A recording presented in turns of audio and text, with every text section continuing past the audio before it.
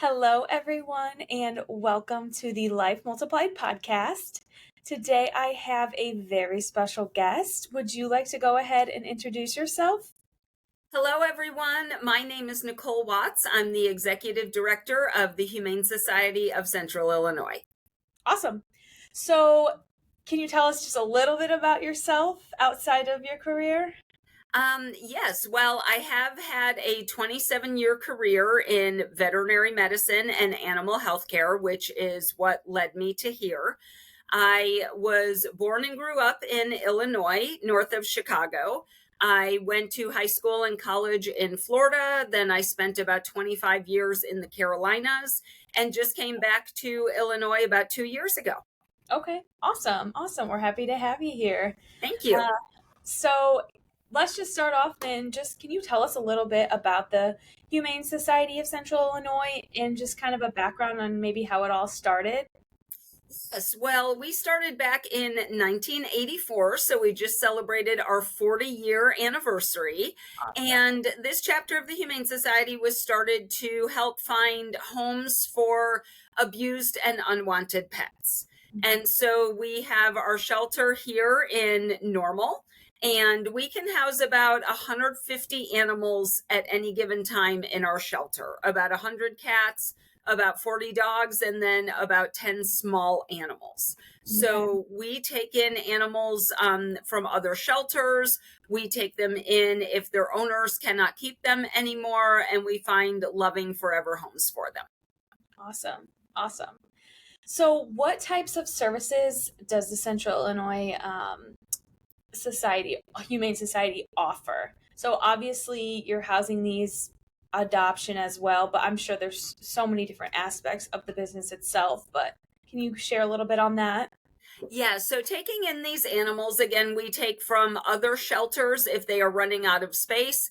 We've taken animals from as far as South Carolina and Louisiana, and we provide those animals with food, shelter, medical care. We get them spayed and neutered if they need it. They get vaccinations, they get flea and tick and heartworm prevention, they get microchips, and they can stay with us as long as they need to stay until they're adopted. So even if Okay. that means they have to stay for 2 years, they can stay here that long.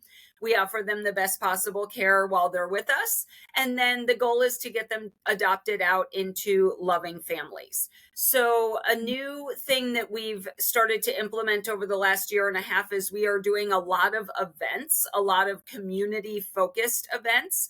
Some of them are adoption events, some of them are more interaction with the animals, some are more family friendly, some are for fundraising. So, that's a new thing for us. We are in discussion right now about implementing a spay neuter program. Not sure if that's going to happen going forward. We're still in the talking stages. And we are also just starting a foster program Oh, cool. that's something we've done in the past. It stopped for a while, especially around COVID time, Sure. but we are re-implementing that. So we're excited to have animals go out to foster care if they need it. We are also in the talking stage about starting a pet food pantry for people who would love to keep their animals at home with them, but are maybe suffering from a job loss or losing their home and can't necessarily afford to feed their pets. That's something we're working on as well. Those all sound like great ideas, and I hope that those come about. That's awesome. So, say somebody were to adopt a pet, or maybe someone's just a pet owner themselves. Do you, as the Humane Society, offer any educational programs or any training or any of that? So we definitely offer support after the animal is adopted. When someone comes in, they have an opportunity to meet in a visitation room with the pet that they're interested in to make sure that it's going to be a good fit. If it's a dog and that person or family already has a dog at home, we do line up a dog meet so that the two Okay, dogs can sure. meet and play and get to know each other and make sure they're going to get along before that person or family brings their new pet home. And Sure. then once they do bring their pet home, Everyone on the animal care team is very well versed in that adjustment period, but also our operations manager, Mandy Hawker, is a trained behaviorist and a dog trainer. And so she can also offer support if anybody has any questions about their dog settling in or getting along with other family members or other pets in the home. And we ask people to follow the 3-3-3 rule. So that's 3 days, 3 weeks, 3 months from when you bring your pet home. Sure. Normally it takes them about 3 days to even start to settle into a new routine, especially if they've been in the shelter for a long time. Then at about the 3-week mark, they kind of start to show their real personality. They get really comfortable in their new home. And then usually by 3 months, they're fully integrated with their new family. Okay. Awesome. Awesome. So, how does the Bloomington-Normal community kind of support the Humane Society? That's a great question. So we do not receive any federal or state funding at all. So everything we do here is completely donation based. So donations, obviously monetary donations go a long way with our operational costs. We have to keep the lights on for the animals. We have to keep the building cool in the summer and warm in the winter for the animals. Any monetary donations also go to buying food. We do have a contract with Hill Science Diet to provide all of our dry food, so our dry dog food and dry cat food here in the shelter. Money goes towards veterinary care. It goes towards getting these animals spayed and neutered, vaccinated, microchipped, heartworm prevention, everything that they need, all the supplies that we purchase that way. That's where the money goes to. Now, people also can donate supplies. There are certain supplies that we are always in need of. We always need bleach. We have a very strict cleaning protocol here in the shelter to avoid spreading germs and communicable diseases. So everything gets cleaned with bleach. We need paper towels. We need doggy poop bags to keep our grounds clean for when we're walking the dogs. We need unscented, non-clumping kitty litter. And then also things like hand sanitizer, liquid dish soap, liquid laundry detergent. All of those things are needed to keep the shelter running smoothly. And then we do have a staff here that takes care of the animals, but we are also always in need of volunteers. We rely very heavily on our volunteers, and we have all different activities that people can volunteer for. So our dogs here get walked 4 times a day, which is great because it gets them exercise, it gets them socialization with humans, it gets them 4 opportunities to use the bathroom throughout the day. So we can't guarantee that they're housebroken when they go to their new home, but they do get into somewhat of a routine. So we need volunteers to help us walk all these dogs. We need volunteers to help clean cat cages, do dishes and laundry. We have socialization opportunities. So if we have a dog or a cat that's a little more shy or a little bit more scared, people can come in and literally just visit with them and hug them and hold them and play with toys and that sort of thing to get them more acclimated to people, so it's easier to adopt them out into a new home. So basically donations and volunteering are huge for us here. Yeah, I would bet for sure. So when it comes to the adoption process, I know you kind of touched on it a little bit, but can you kind of walk us through, like, are pets getting posted online, or are people just coming into the shelter, or do you see the events that you are doing, raise the adoption? So can you kind of give us a background on the adoption process? Yeah, that's a great question. And it's a combination of all of those things. So some people do just stop by the shelter and go into our adoption rooms and see if there's a certain dog or cat that, they immediately connect with. We do have a website. It's hscipets.org, and we list all of our adoptable animals there. So people can go and look for dogs, cats, rabbits, guinea pigs, birds, whatever we have in the shelter. We also list them on Pet Finder, and we are active on social media. So we have Facebook, we have Instagram, we have TikTok. We feature a lot of our adoptable animals there. A couple times a month, we go to Pet Supplies Plus here in town, and on a Saturday afternoon, and take an adoptable dog with us. And then sometimes we take them out to community events as well. I know this week we took one of our dogs to a pickleball game. Last week we took 8 of our adoptable dogs to the Bloomington Bison hockey game. So you might see us. Oh, that's awesome. You might see us out around town as well. And then once a month, Faith at B104 hosts Wet Nose Wednesday for us. And we take an adoptable dog who gets to be on the radio and get their pictures and video taken with Faith. So we have a lot of avenues to get our animals out there and seen by the public. Yeah, I mean, that's awesome. You're doing so much. I love to hear that. So do you think that starting the foster program again, do you think that's going to help with more adoptions? Like, I can definitely see that as being super beneficial. They're going into people's homes, friends are coming over, family members are coming over. And do you think that that will increase the adoption? We sure hope so. The first ones that will go into foster care are our more at-risk pets that need a little bit more 24-hour round-the-clock care. So like right now, we are about to get into kitten season. We will have kittens coming out our ears throughout the summer, and some of them come to us as young as, newborns. And if we can't find the mother, or the mother isn't taking care of them, we need people to help bottle feed these kittens. We also have dogs that just don't thrive in a shelter environment, and they're much more comfortable in someone's home. And it gives the foster family an opportunity to really get to know everything about that pet, so that the adopting person or adopting family can be more informed. So we are very excited about the way that the fosters are going to be able to help the animals. Yeah, no, that's awesome.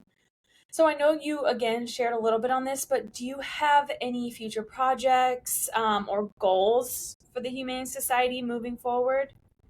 Well, the goal is always to get as many animals adopted out as we can. Sure. But we have a lot of exciting events going on this year. So coming up in a couple of weeks, we have Furchella happening. This is going to be an open house here at the shelter. We're at 423 Case Drive in Normal.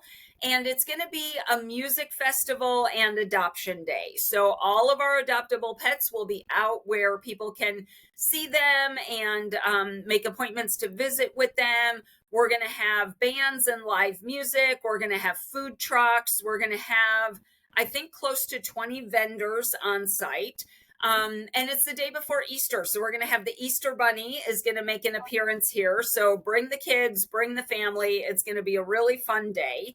And then looking into fall, we have our Tails and Teenies coming up. That's going to be on October 2nd. It's going to be a big fundraising event for us. It's a martini shake-off competition, but we're also going to have entertainment and silent auction items. So that's something fun to look forward to.